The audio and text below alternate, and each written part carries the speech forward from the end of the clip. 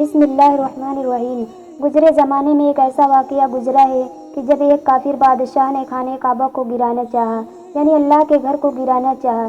جب وہ کافر بادشاہ خانہ کعبہ گرانے کے لیے آیا تو اللہ تبارک و تعالیٰ نے ان پر کیسا عذاب نازل فرمایا۔ اس وقت اس کافر کا کیا انجام ہوا، اس نے اللہ کے گھر کو کیوں گرانا چاہا؟ واقعہ جاننے کے لیے ویڈیو کو آخر تک ضرور دیکھیں۔ یہ واقعہ فیل اور ابابیل کا واقعہ ہے، جسے اللہ نے قرآن پاک کے سورہ فیل میں ذکر کیا ہے۔ حضور کی ولادت سے پہلے ابرہہ یمن کا بادشاہ تھا۔ اس نے دیکھا کہ ہزاروں لوگ ہر سال مکے کی طرف ہجرت کرتے ہیں۔ ایک دن ابرہہ نے پوچھا، یہ لوگ کہاں جاتے ہیں اور کیوں جاتے ہیں؟ تو کسی نے بتایا کہ یہ لوگ مکہ میں خانہ کعبہ کا طواف کرنے جاتے ہیں۔ تب ابرہہ نے کہا کہ میں یمن میں ہی خوبصورت گھر تعمیر کروں گا اور لوگوں کو حکم دوں گا کہ وہ لوگ اس گھر کا طواف کیا کریں۔ اس نے ایسا ہی کیا۔ اس نے ایک گھر بنوایا اور پھر لوگوں کو حکم دیا کہ تم لوگ ہر سال مکے میں جاتے ہو اور اس گھر کا طواف کرتے ہو، اب تم لوگ میرے اس عالیشان گھر کا طواف کیا کرو اور یہی اب تمہارے خدا کا گھر ہے۔ اہل عرب کو یہ بات ناگوار گزری۔ ان لوگوں نے صاف انکار کر دیا، ہم لوگ تمہارے بنائے ہوئے گھر کا طواف نہیں کریں گے، ہم اپنے رب کے گھر کا طواف کریں گے۔ جب ابرہہ نے دیکھا کہ لوگ تو ابھی بھی ہر سال مکے میں اسی کعبہ کا طواف کرنے کے لیے جاتے ہیں، تو ابرہہ کو غصہ آیا اور اس نے خانہ کعبہ کو ڈھانے کے لیے ہاتھیوں کی فوج لے کر مکہ پر حملہ کرنے کے لیے روانہ ہوا۔ جب وہ کعبہ کے قریب پہنچ گیا تو ابرہہ نے کاشف کو ایک پیغام دے کر مکے کی طرف بھیجا۔ پیغام میں کہا کہ ان سے کہہ دو کہ میں تمہاری طرف سے جنگ کرنے نہیں آ رہا ہوں، میرا کام صرف تمہارے خدا کے گھر کو گرانا ہے۔ میں اپنا کام کروں گا اور خاموشی سے واپس آ جاؤں گا، تم میں سے کوئی بھی میرے راستے میں نہ آئے۔ جب کاشف پیغام لے کر حضرت عبدالمطلب کے پاس پہنچا تو حضرت مطلب پیارے نبی حضرت محمد مصطفیٰ صلی اللہ علیہ وسلم کے دادا تھے، اور یہ واقعہ پیارے نبی کی ولادت سے پہلے کا ہے۔ حضرت محمد صلی اللہ علیہ وسلم کے دادا عبدالمطلب نے فرمایا کہ اسے آنے دو، ہم نہیں روکیں گے، کعبہ خدا کا گھر ہے، خدا اسے خود ہی نپٹ لے گا۔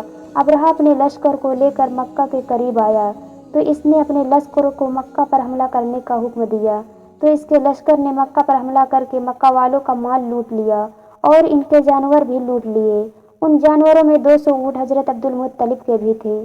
جب حضرت مطلب کو یہ بات پتہ چلا تو آپ اپنے جانوروں کو واپس لانے کے لیے ابرہہ کے پاس گئے۔ عبدالمطلب کے چہرے پر ایک نور چمک رہا تھا۔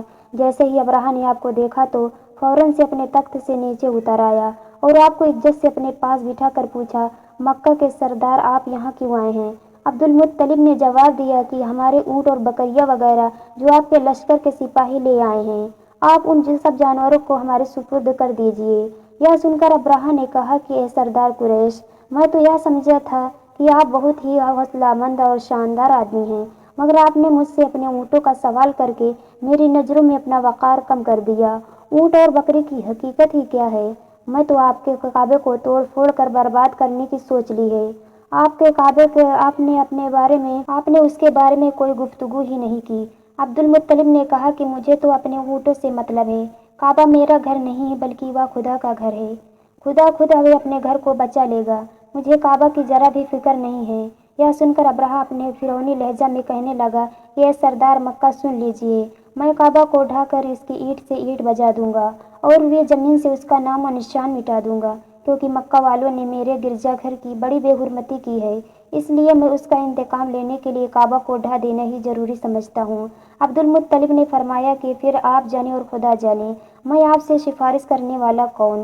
اس گفتگو کے بعد ابرہہ نے تمام جانوروں کو واپس کر دینے کا حکم دیا۔ عبدالمطلب تمام اونٹوں اور بکریوں کو ساتھ لے کر اپنے گھر چلے آئے اور مکہ والوں سے فرمایا کہ تم لوگ اپنے اپنے مال مویشیوں کو لے کر مکہ سے باہر نکل جاؤ اور پہاڑیوں کی چوٹیوں پر چڑھ کر اور دروں میں چھپ کر پناہ لو۔ مکہ والوں سے یہ کہہ کر پھر خود اپنے ساتھ خاندان کے چند آدمیوں کو ساتھ لے کر خانہ کعبہ میں گئے اور دروازہ کا حلقہ پکڑ کر انتہائی بے قراری اور گریہ وزاری کے ساتھ دربار باری میں اس طرح دعا مانگنے لگے کہ اے اللہ، بے شک ہر شخص اپنے گھر کی حفاظت کرتا ہے، لہٰذا تو بھی اپنے گھر کی حفاظت فرما اور صلیب والوں اور صلیبی عیسائیوں کے مقابلے میں اپنے اطاعت ساروں کی مدد فرما۔ عبدالمطلب نے یہ دعا مانگی اور اپنے خاندان والوں کے ساتھ لے کر پہاڑ کی چوٹی پر چڑھ گئے اور خدا کی قدرت کا جلوہ دیکھنے لگے۔ ابرہہ جب صبح کو کعبہ ڈھانے کے لیے اپنے لشکر جرار اور ہاتھیوں کے قطار کے ساتھ آگے بڑھا اور اس مقام میں پہنچا تو خود اس کی ہاتھی جس کا نام محمود تھا ایک دم بیٹھ گیا۔ बहुत मारा और बार बार ललकारा मगर हाथी नहीं उठा।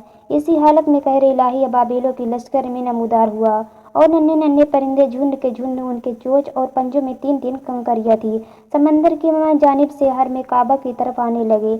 अबाबिलों के उस दिल बादिल लश्करों ने अब्राहा की फौजों पर उस जोर शोर से संगवारी शुरू कर दी कि आन की आन में अब्राहा के लश्कर उनके हाथियों को जख्मी कर दिया। अबाबिलों की संगवारी खुदा के कहर व गजब की ऐसी मार थी कि जब कोई कंकरी किसी फील सवार पर के सर पर पड़ती थी तो वह उस आदमी के बदन को चीरती हुई हाथी के बदन के पार हो जाती थी। अब्राहा की फौज का एक आदमी भी जिंदा नहीं बचा और सब के सब अब्राहा और उसके साथियों समेत के इस तरह हलाक व बर्बाद हो गए कि उनके जिस्मों की बोटियां टुकड़े टुकड़े होकर जमीन पर बिखर गई। जब अब्राहा और उसके लश्करों का यह अंजाम हुआ तो अब्दुल मुत्तलिब पहाड़ के नीचे उतरे और खुदा का शुक्र अदा किया। उनकी उस करामत का दूर दूर तक चर्चा हो गया। नाज़रीन, वीडियो पसंद आई हो तो लाइक ज़रूर कर देना। इसी तरह की इस्लामिक वीडियो देखने के लिए हमारे चैनल को ज़रूर सब्सक्राइब करें। मिलते हैं अगले वीडियो में। अल्लाह हाफिज़।